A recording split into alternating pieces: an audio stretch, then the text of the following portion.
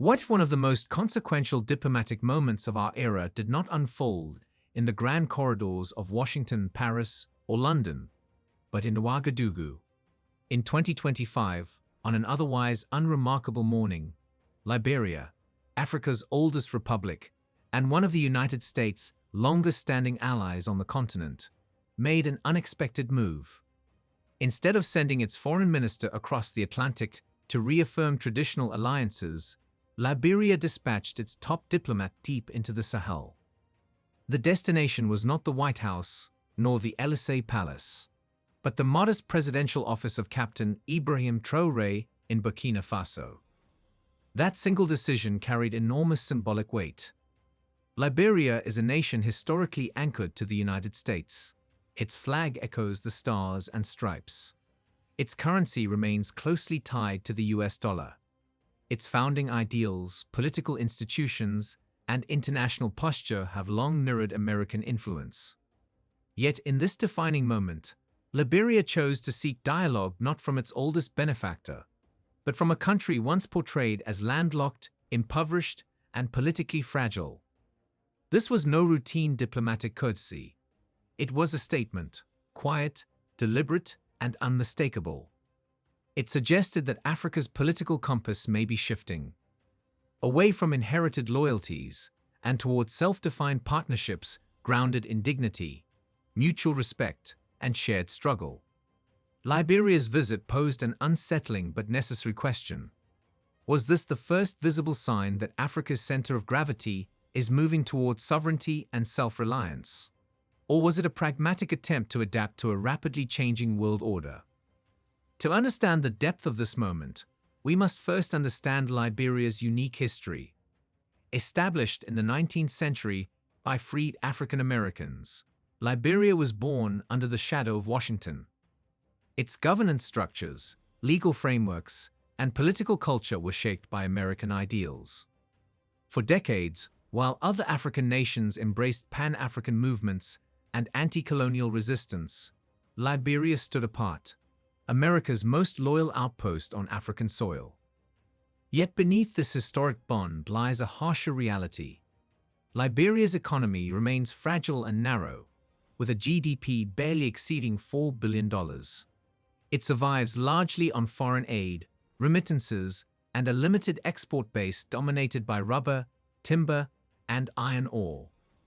More than 60% of Liberians are under the age of 25, but opportunities for meaningful employment remain scarce. Most young people are trapped in the informal sector, working unstable jobs with low pay, no security, and little hope for advancement. In Monrovia, frustration has been steadily building.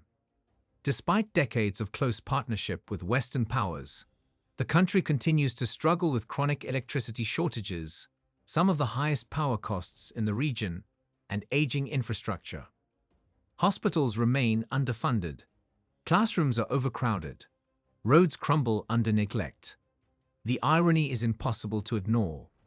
The African nation most closely aligned with the United States has yet to experience the prosperity it was promised. By 2025, this quiet disillusionment reached a critical threshold. A new generation of Liberians began asking uncomfortable but necessary questions. Why remain dependent when other African nations are asserting control over their destinies? Why cling to old alliances that deliver symbolism, but not transformation? Why wait for external solutions when sovereignty might offer a different path? At the same time, something remarkable was unfolding in the Sahel. A region long portrayed as unstable, hopeless, and perpetually in crisis was quietly rewriting its narrative. Under the leadership of Captain Ibrahim Traoré, Burkina Faso began transforming from a symbol of vulnerability into one of resistance and resilience. Alongside Mali and Niger, it helped form the Alliance of Sahel States, a bold coalition dedicated to reclaiming control over natural resources, expelling foreign military forces, and building self-reliance in security, agriculture, and energy. For Liberia, the contrast was impossible to ignore. On one side stood a century-old allegiance to Western powers that had yielded limited development. On the other stood a rising African movement rooted in autonomy, defiance, and collective strength. Liberia's journey to Ouagadougou was not merely diplomatic, it was philosophical. It reflected a deeper reckoning within Africa itself, a continent questioning old dependencies and searching for new pathways defined on its own terms. And perhaps that is the true significance of this visit. Not where it happened, but what it represents: a continent in transition, old certainties giving way to new possibilities, and a future no longer dictated by history, but shaped by choice. At the same time, a new and distinctly African path was taking shape, bold in its ambition, imperfect in execution, yet undeniably rooted in local realities. For many nations, the fundamental choice was no longer between order and collapse, or stability and chaos, but between continued dependence and true self-determination. This is precisely why Liberia's 2025 visit to Ouagadougou carried far greater significance than a routine diplomatic exchange. It was, in many ways, a moment of reckoning, an unspoken acknowledgement that the gravitational center of African politics may no longer orbit foreign capitals such as Washington, Paris, or London, but is increasingly shifting inward, toward the continent itself, and especially toward regions like the Sahel. The question therefore becomes unavoidable: was Liberia's outreach to Burkina Faso an act of desperation born of frustration, or was it an early glimpse of Africa's emerging political direction, one defined by courage, self-sufficiency, and independence rather than imported systems and external approval? When we look closely at what Liberia sought in the Sahel, and what the Sahel had begun to offer, the answer starts to take shape. Long before Liberia surprised observers by turning toward Ouagadougou, Burkina Faso had already confounded its critics by defying expectations. Just a few years earlier, policy analysts in Paris and Washington had written the country off as unstable, impoverished, and permanently dependent on foreign support. Yet by 2025, under the leadership of Captain Ibrahim Traoré, Burkina Faso was actively rewriting its national narrative. At the core of its appeal was an unexpected success: security. For years, the Sahel had been ravaged by extremist violence, even as foreign troops, particularly French forces, maintained a heavy presence across the region. Despite this, insecurity only deepened. Then came a dramatic shift. Traoré expelled foreign troops, reorganized national defense, and reclaimed nearly 70% of territory previously held by militant groups. To support this effort, his government launched the Patriotic Support Fund, a nationwide initiative that mobilized citizens, businesses, and communities. In a remarkable display of collective ownership, the fund raised more than $600 million, directed toward equipping the army and supporting local defense units. This was not merely a military strategy, it was a declaration of autonomy. Across Africa, people took notice. It demonstrated something long considered impossible: that sovereignty could be financed from within, that dignity did not require endless borrowing, and that national security did not have to be outsourced or supervised by foreign powers. The second pillar of Burkina Faso's rising influence lies beneath its soil. While the country's GDP remains relatively small, its natural wealth tells a vastly different story. Positioned within the mineral-rich Sahelian belt, Burkina Faso is already one of Africa's leading gold producers and holds significant manganese reserves, particularly in Tambo. Alongside Mali and Niger, it now forms the Alliance of Sahel States, AES, a regional bloc whose combined resources are valued in the trillions of dollars. Together, Burkina Faso's gold, Niger's uranium, and Mali's oil represent far more than raw materials. If managed strategically, they offer the foundation for industrialization, energy independence, and regional economic power. For Liberia, a nation still heavily reliant on exporting unprocessed commodities such as rubber and iron ore, engagement with such an alliance was not simply attractive. it was strategic necessity. The third, and perhaps most quietly revolutionary, element of Burkina Faso's transformation is its approach to energy. Across the red soils of the Sahel, solar power projects have begun to take root. Donson with 25 megawatts and battery storage, Nagrelongo with 30 megawatts, Pei with 30, Kodani with 38, and Zagtuli with 33 megawatts. While modest by global standards, these projects are life-changing for a nation where electricity was once scarce and unreliable. More importantly, they symbolize something profound: an Africa capable of generating its own power, both literally and metaphorically, from its own sun. An Africa no longer trapped by dependence on imported fuel or external donors to keep the lights on. This example could not go unnoticed in Liberia, where over 70% of households still lack reliable electricity. Yet beyond infrastructure and statistics, the most compelling aspect of Burkina Faso's transformation lies in symbolism. For decades, African leaders spoke passionately about sovereignty, independence, and self-reliance. Few, however, dared to implement those ideals in practice. Burkina Faso did, and in doing so, it offered something rare and powerful: proof that another path is possible. Under the leadership of Captain Ibrahim Traoré, Burkina Faso began to move beyond rhetoric and into action. His government invested in practical nation building, establishing vocational and technical training centers for engineers, farmers, and young professionals, preparing a generation not just to seek jobs, but to build industries. Mining contracts were reviewed and restructured to prioritize national ownership, while public funds were deliberately redirected away from projects dominated by foreign interests and toward initiatives designed to strengthen domestic capacity. The process was far from flawless. It was turbulent, controversial, and at times uncertain. Yet it carried a rare quality that resonated deeply across the continent: authenticity. In an Africa where millions of young people have grown weary of carefully scripted speeches and externally approved leaders, this raw, unpolished approach felt real. And in this moment, authenticity proved more powerful than diplomatic elegance. What began as a defensive military alliance, the Alliance of Sahel States, AES, soon evolved into something much more consequential.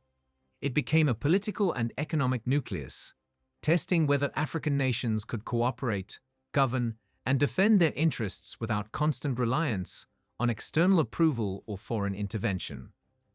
The AES stood as a living experiment, challenging long-held assumptions that Africa could not function without outside guardianship. For Liberia, a country shaped by decades of deep structural dependence, the message struck a powerful chord. The Sahelian experience suggested that poverty was not a permanent fate, that geography did not have to dictate destiny, and that sovereignty could be transformed from a slogan into a functional roadmap. Gradually, Monrovia began to view Burkina Faso not simply as a partner, but as a mirror, reflecting a decision Liberia itself had postponed for generations: remained anchored to inherited systems, or stepped boldly into an African-led future. By the time Liberia's foreign minister finally sat across from Captain Traoré in Ouagadougou, the discussion had already moved beyond symbolism. This was no longer about optics or courtesy visits. It was about collaboration. Despite vast differences in geography, history, and size, both nations shared a common aspiration: dignity, autonomy, and control over their futures. The real question became not whether they should work together, but what they could build together. The proposals that followed caught both skeptics and supporters off guard. This was not a ceremonial engagement. It was a negotiation with long-term consequences for the continent. Liberia's foreign minister, Sarah Nyanti, arrived at the modest presidential residence with a clear and deliberate agenda. Her first proposal was as symbolic as it was strategic. Liberia sought the backing of the Sahelian bloc, Burkina Faso, Mali, and Niger, for its bid for a rotational seat on the United Nations Security Council. This request went far beyond diplomatic maneuvering. It signaled a fundamental shift in legitimacy, an assertion that African endorsement should matter more than approval from Washington, Paris, or Brussels. For Ouagadougou, Liberia's appeal was a powerful validation. Even Africa's oldest republic was ready to root its global standing in continental solidarity rather than external alliances. The second proposal was even more transformative, targeting one of Africa's most persistent structural disadvantages: access to the sea. Liberia offered its Atlantic ports, Monrovia, Buchanan, and Greenville, as logistical gateways for the landlocked Sahelian states. For decades, countries like Burkina Faso and Niger had paid an enormous economic price for dependence on foreign-controlled transit routes. Tariffs, political leverage, and logistical delays drained billions from already strained economies. Liberia's offer aimed to rewrite that equation. The vision was bold: the creation of a Sahel-Atlantic economic corridor, a strategic trade artery connecting the interior of Africa directly to global markets. Gold, uranium, agricultural products, and manufactured goods could move efficiently from the Sahel to the Atlantic, bypassing costly choke points. Analysts estimate that such a corridor could generate over $15 billion in annual trade, reshaping regional economies and breaking the historical isolation of the Sahel. This positioned Liberia as more than a coastal state. It stood to become a strategic bridge between the Atlantic world and the African interior, linking desert and ocean, resources and markets, ambition and opportunity. The third proposal Monrovia brought to the table centered on security, an issue Liberia understands deeply after enduring years of devastating civil conflict. Drawing from its own painful history, Liberia recognized that economic progress and sovereignty are impossible without stability. And it was here, at the intersection of security, trade, and political independence, that the true significance of the Ouagadougou meeting became unmistakable. This was not diplomacy as usual. It was the early architecture of a new African alignment, one built not on dependency, but on shared purpose and collective strength. Liberia went even further by proposing that the AES Liberia Security Summit should not take place in Ouagadougou or Bamako, but in Monrovia itself. The symbolism was unmistakable. A capital once defined by Western influence was now being offered as a new hub for African-led security cooperation.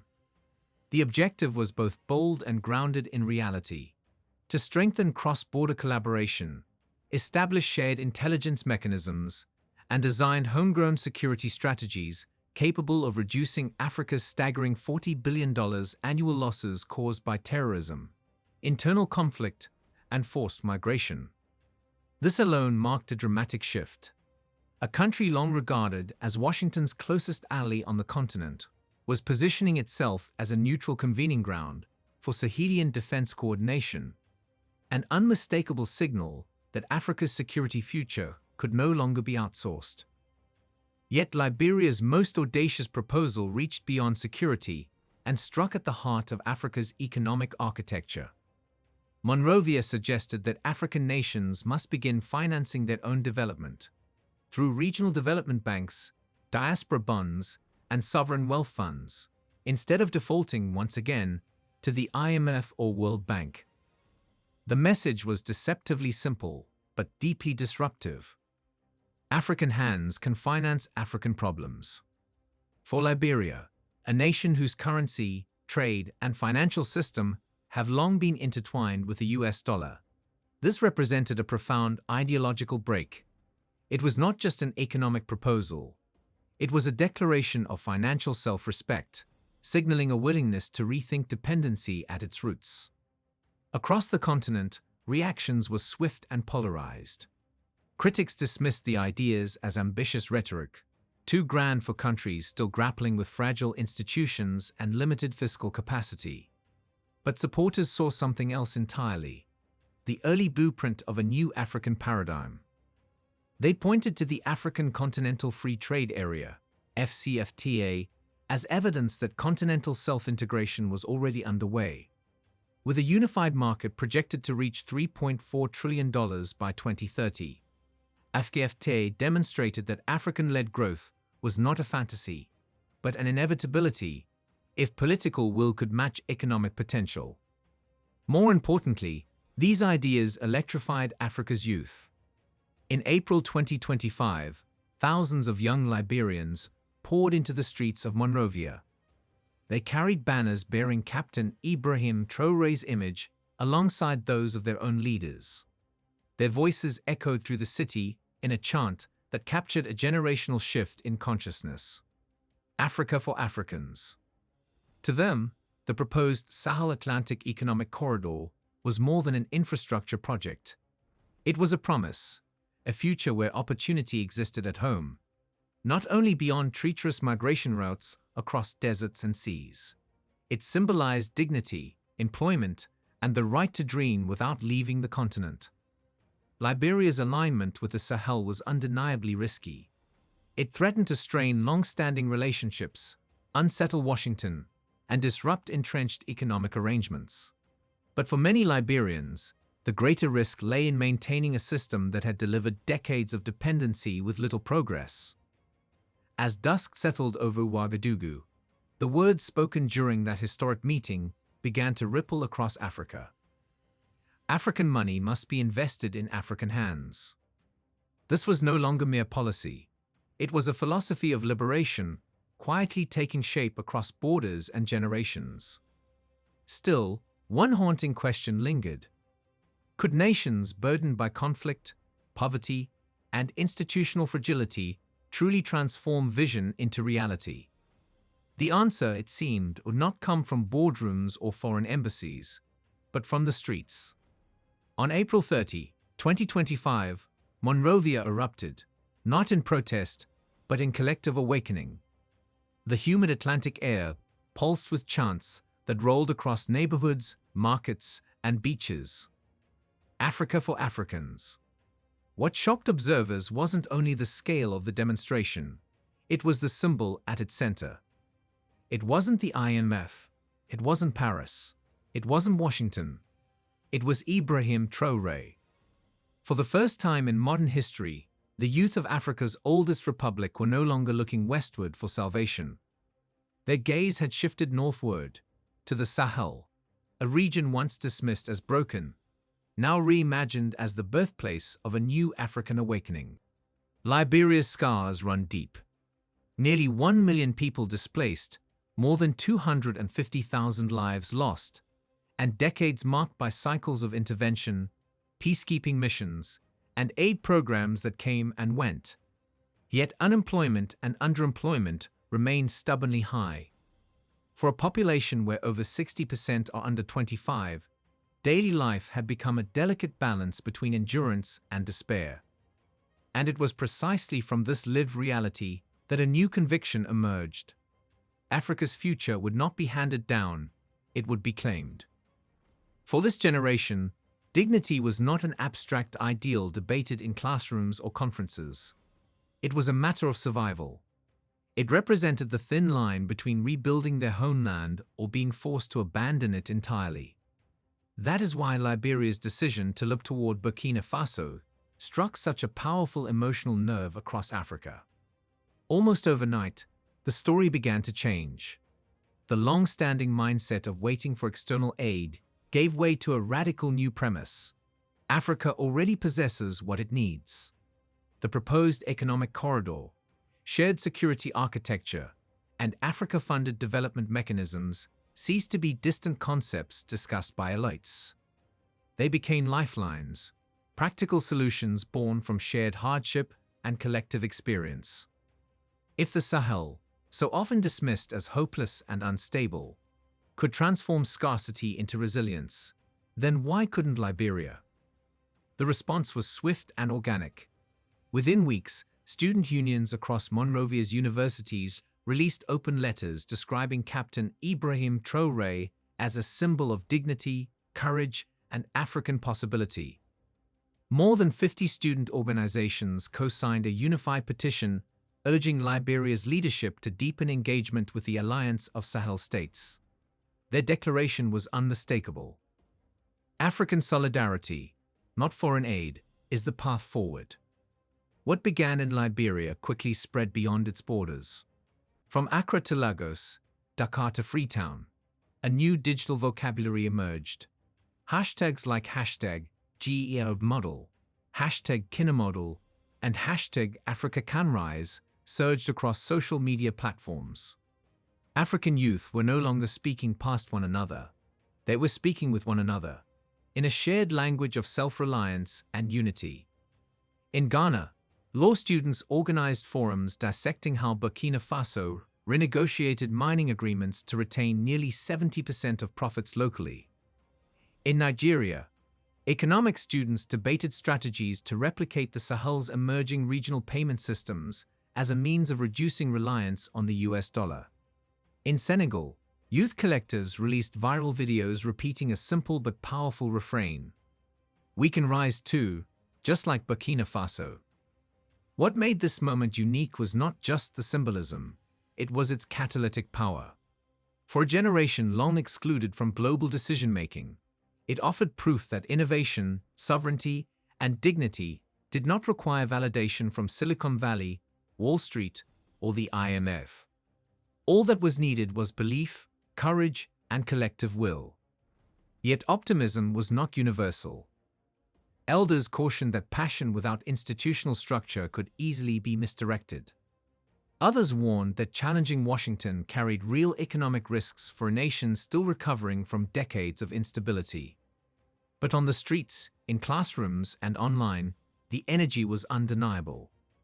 For young people raised amid broken promises, the Sahelian alliance symbolized something far greater than geopolitics. It embodied possibility. The most profound transformation was not economic or infrastructural. It was psychological. For the first time, many young Liberians began to imagine Africa as a place of opportunity rather than escape. Their aspirations shifted away from visas, scholarships, and migration routes toward cooperation, ownership, and pride rooted at home. And then came the timeless question that shadows every awakening. Could this momentum endure, or would it collapse under pressure, as so many African renaissances have before? The answer, increasingly, seemed to hinge not only on Liberia or Burkina Faso, but on whether the rest of the continent was prepared to walk the same path. As expected, the shift did not go unnoticed in Western capitals. Within days, policy briefings in Washington and Paris reframed the Sahelian alliance as a dangerous drift toward authoritarianism. Major Western media outlets began casting Captain Traoré and his supporters as reckless populists, conveniently ignoring the reality that their legitimacy flowed not from foreign endorsement, but from popular mobilization at home.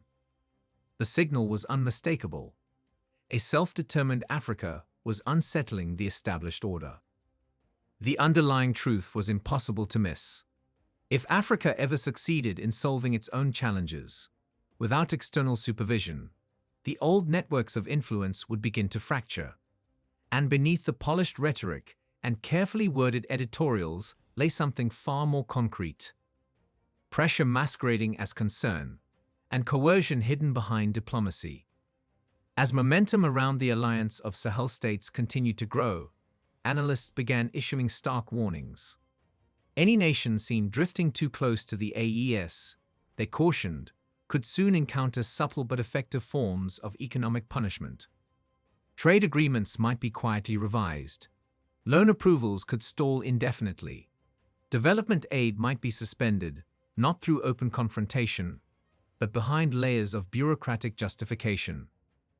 European policy institutes went further, projecting that if African nations redirected even $50 billion annually from Western trade channels into intra-African markets, the consequences would ripple far beyond the continent. Such a shift, they warned, could destabilize global supply chains, weaken established financial centers, and challenge long-standing economic hierarchies. The implications were no longer merely economic or diplomatic, they were existential. For the first time in generations, Africa itself had become the central threat to its former patrons, not through conflict or confrontation, but through the quiet assertion of self-determination. Yet history offers a sobering reminder. Africa's most persistent obstacle has never been external domination alone. It has been division. The invisible boundaries drawn during colonial rule still linger beneath the surface. Coastal versus landlocked, Anglophone versus Francophone, North versus South. These fractures remain vulnerable pressure points, easily inflamed when unity begins to take shape. Liberia's outreach to Burkina Faso was widely hailed as a courageous attempt to bridge these divides. But critics cautioned that entrenched foreign interests could just as easily reopen old wounds, using selective funding, targeted media narratives, and political leverage to reignite rivalries and undermine solidarity from within. Even inside Liberia, consensus was far from universal. The country's political and economic elite, many of whom had built careers within Western-supported systems, watched the Sahelian pivot with unease. For them, proximity to Washington had long been synonymous with stability, access, and opportunity. The idea of loosening those ties felt less like liberation and more like free fall. To this group, the AES represented uncertainty, potential isolation from global financial networks, diplomatic tension, and unpredictable consequences. Where others saw possibility, they saw risk. Within the alliance of Sahel states itself, another challenge was emerging, one more difficult than resistance: governance. Mobilizing populations through anti-colonial rhetoric was powerful, but sustaining that momentum required tangible results. Schools had to be built, hospitals staffed, jobs created. The real test of sovereignty was no longer defiance, it was delivery. Could self-rule translate into stability? Could independence put food on tables, employ restless youth, and maintain peace beyond slogans?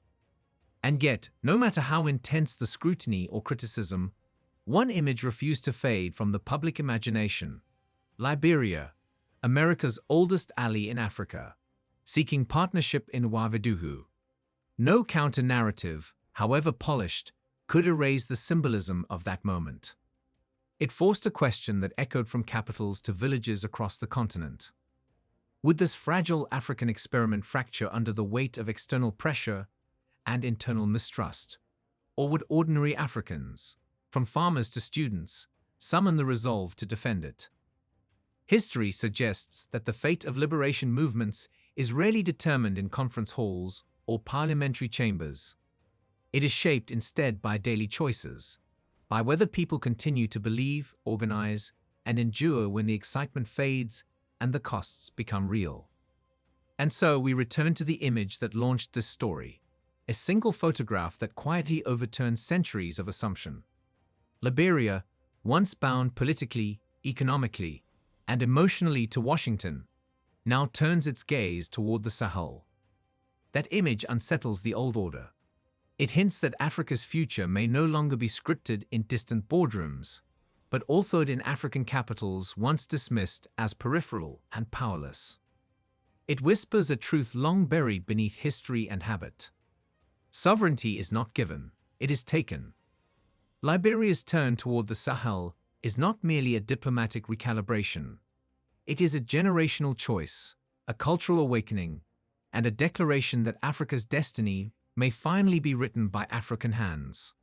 For Burkina Faso and the alliance of Sahel states, this partnership is far more than symbolism.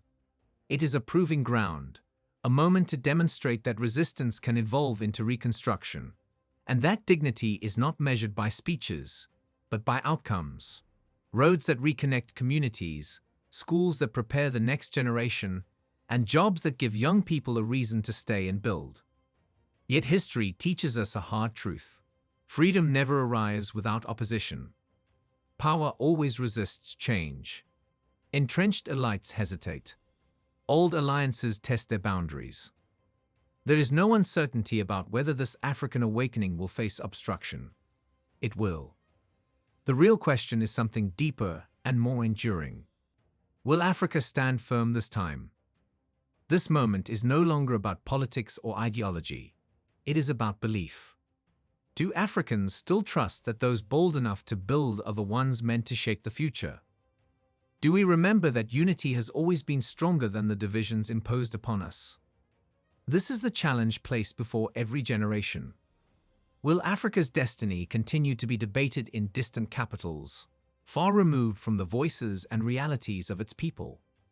Or will Africans finally take ownership, choosing to invest locally, innovate collectively, and believe in a continent that already possesses everything it needs: abundant resources, youthful energy, courage, and vision? Because, as Ibrahim Traoré once declared, those who choose unity will lead. Those who depend on others will be left behind. This is not merely a political statement. It is a generational summons. And if you believe that Africa's moment has truly arrived, if you see Liberia's turn toward the Sahel not as an anomaly, but as the opening chapter of a continental rebirth, then this moment belongs to you as well. Raise your voice. Invest in your land. Stand with those who are building. Because Africa's rise will not be announced with headlines or permissions. It will be constructed, patiently, defiantly, by Africans who finally chose to believe in themselves. Tell us what you think in the comments section below. We explore the rich history, culture, and the ongoing struggle for sovereignty in Africa. Join us in this important conversation by subscribing to our channel. By subscribing, you're not just staying informed, you're becoming part of a movement dedicated to reclaiming Africa's rightful place on the global stage.